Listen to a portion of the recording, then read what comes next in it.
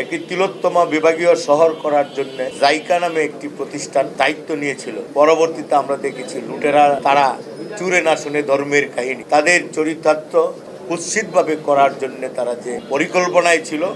ময়মনসিংহ শহর বা বিভাগীয় শহরের কোনো উন্নতি করবে না, সেটাই তারা করেছে। আমরা মনে করি বিএনপি সরকার জনাব তারেক রহমান, বেগম খালেদা জিয়ার নেতৃত্বে প্রতিষ্ঠিত হলে সর্বাগ্রে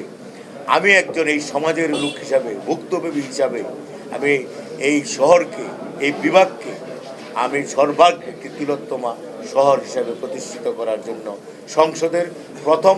অধিবেশনেই আমি আমার সহকর্মীদের সাথে নিয়ে জোরালো বক্তব্যের মাধ্যমে প্রতিষ্ঠিত করতে চেষ্টা করব। এবং পাশাপাশি এখানে একটি আন্তর্জাতিক মানের বিমানবন্দর হওয়ার কথা ছিল, চক্রান্ত করে ফ্যাসিস্ট হাসিনা অন্য জায়গায় নিয়ে গেছে, সেটা ফিরিয়ে এনে ময়মনসিংহ বিভাগ, জেলা এবং অন্যান্য জেলাকে আরও উন্নত করার জন্য এই সদর আসন থেকে যদি আমাকে নির্বাচিত করা হয়, আমি সর্বাগ্রে সেই দাবি উচ্চারণ করে আদায় করে ছাড়বো ইনশাআল্লাহ।